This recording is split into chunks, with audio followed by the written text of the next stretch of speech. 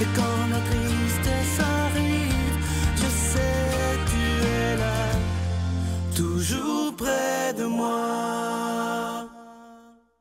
Bon vendredi, bienvenue à votre émission La Victoire de l'amour. J'espère que vous allez bien aujourd'hui, qu'on se prépare à vivre une très, très belle journée. Comme on le fait toutes les semaines, on rejoint notre ami, les psychologues, Pierre Faubert.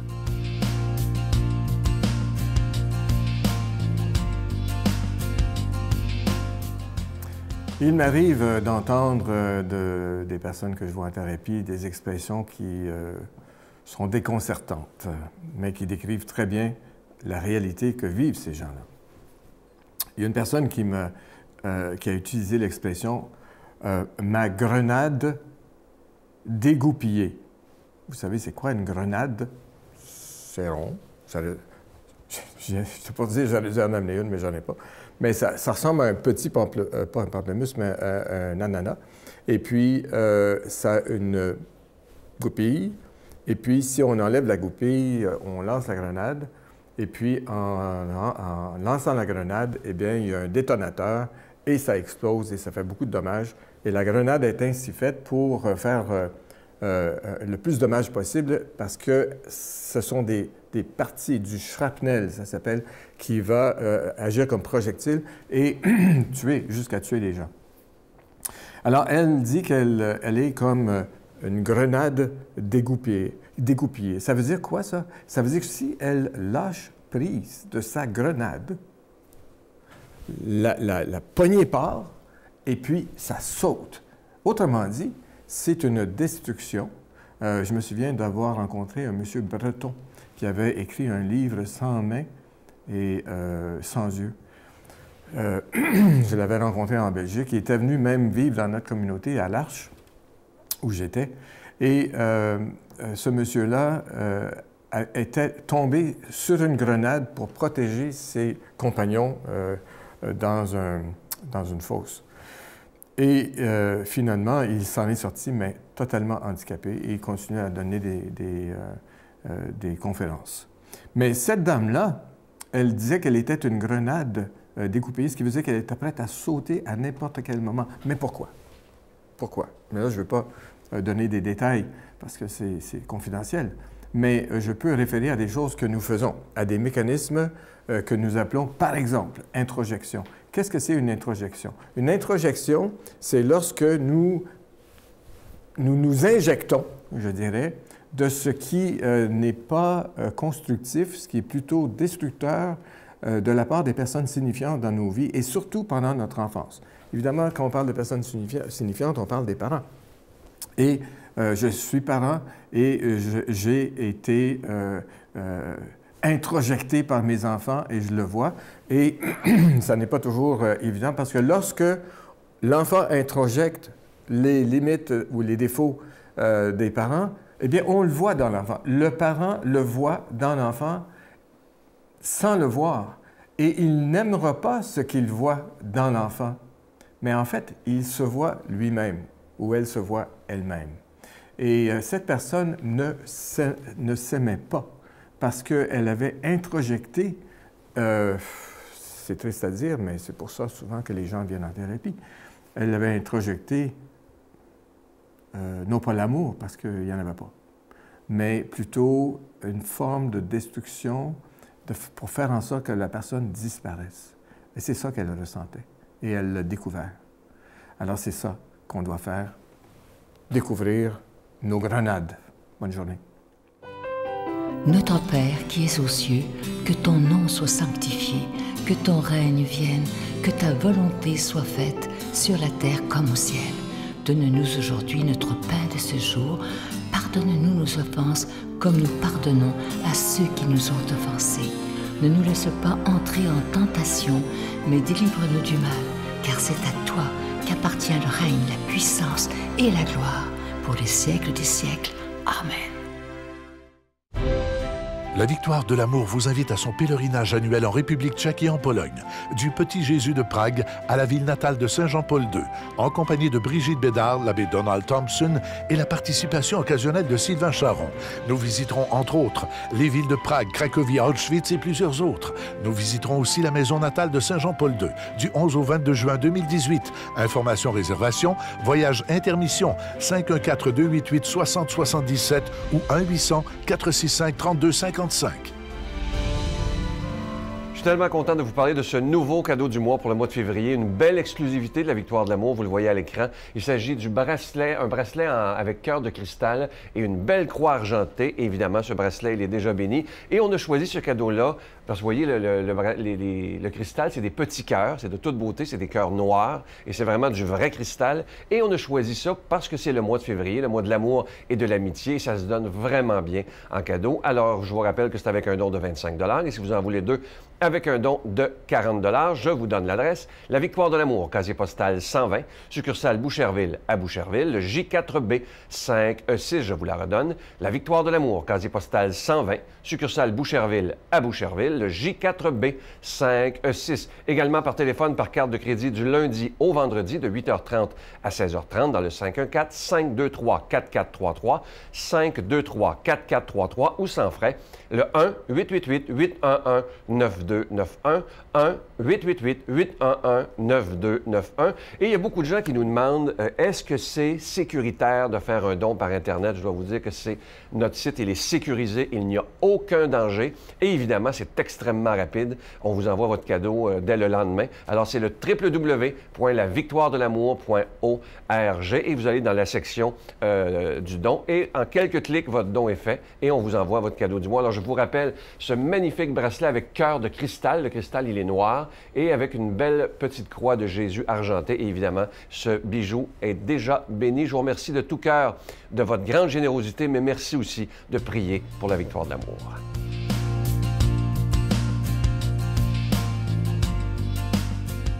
Mon Dieu, donnez-moi la sérénité d'accepter les choses que je ne peux changer, le courage de changer les choses que je peux et la sagesse d'en connaître la différence.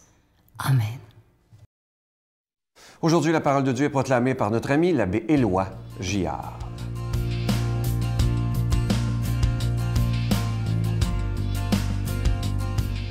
Bon matin, mes amis. Je suis tout heureux de me retrouver avec vous et en ce 9 février, de nous réchauffer le cœur autour de la parole de Dieu. Elle peut toujours faire surgir quelque chose qui nous surprend et nous donne le goût de la vie. Ah, encore ce matin, plein de belles affaires. Hey, on ne perd pas notre temps, puis on y va tout de suite. On est encore dans l'Évangile de Marc. Jésus quittait le territoire de Tyr. Passant par Sidon, il prit la direction de la mer de Galilée et alla en plein territoire de la Décapole. Des gens lui amenèrent un sourd qui avait de la difficulté à parler et supplie Jésus de poser la main sur lui. Jésus l'amena à l'écart, loin de la foule, lui mit les doigts dans les oreilles et, avec sa salive, lui toucha la langue. Puis, les yeux levés au ciel, il soupira et lui dit « Ephata », c'est-à-dire « Ouvre-toi ». Ses oreilles s'ouvrirent, sa langue se délia, et il parlait correctement.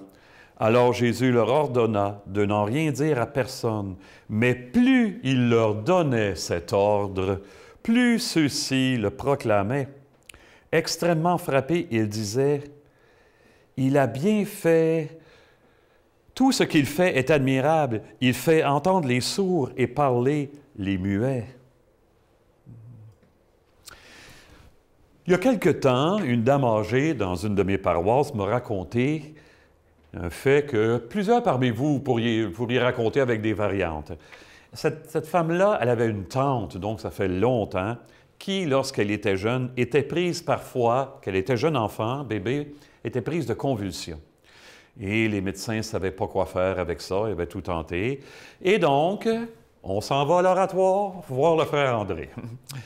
Bon, ça a pris du temps, on arrive au frère André, on explique la chose. Le frère André regarde l'enfant, puis il dit aux parents, « Est-ce que vous lui donnez du bon lait, là? » Vous savez, le frère André, il était capable de brasser, hein? Il travaillait 20 heures par jour.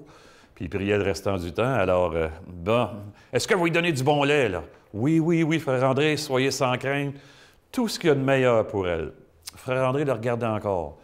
Il dit, elle va faire encore 3 crises, puis ça va arrêter. Et c'est exactement ce qui s'est passé. La madame compte ça, c'est exactement ce qui s'est passé. Je suis sûr qu'il y a plein de téléspectateurs parmi vous qui pourriez dire la même chose.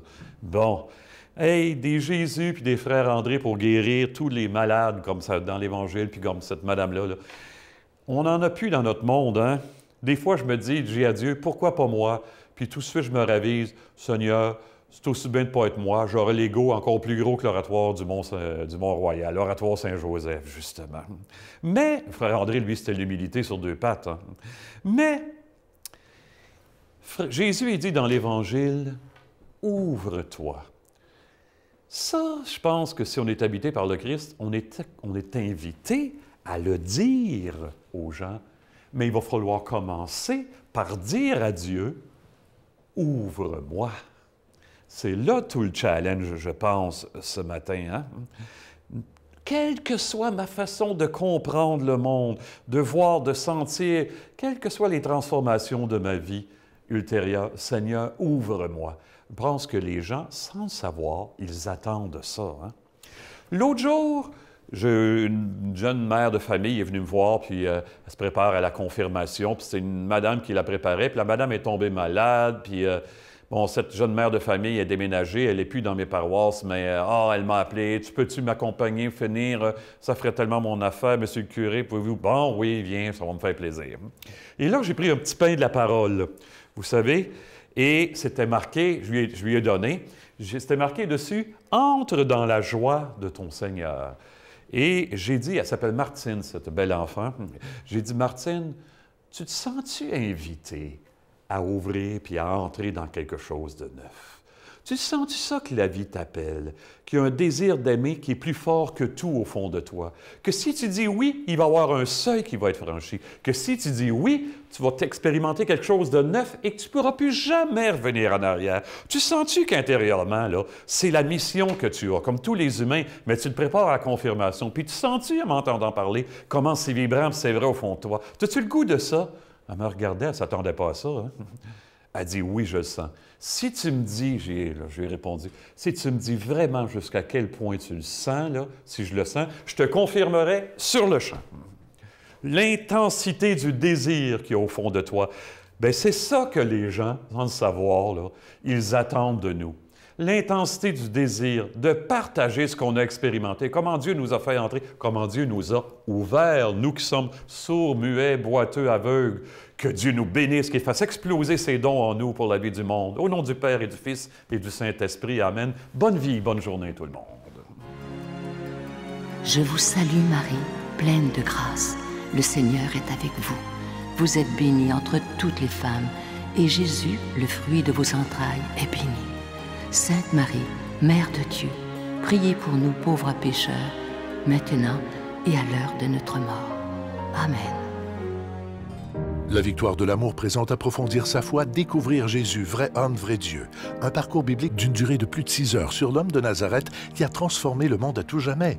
Avec l'abbé Donald Thompson et Pierre-Luc Bordelot, partez à la découverte de Jésus le Christ. À partir de 49,99 $, obtenez-le en ligne sur notre site Internet à lavictoiredelamour.org ou en format DVD. Composez le 514-523-4433 ou 1-888-811-92-91.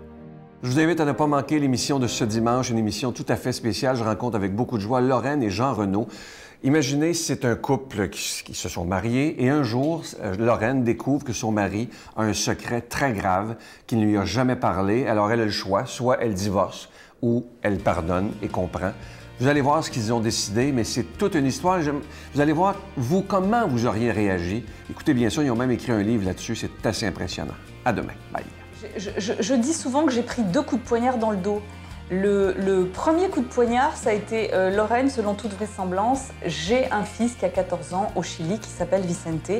Coup de poignard parce que quand nous nous sommes rencontrés, on s'est mariés très très vite. En 3 semaines, il m'a demandé un mariage. En 3 mois, on était mariés. Et le maître mot de nos discussions au début, c'était la confiance, la vérité, la transparence.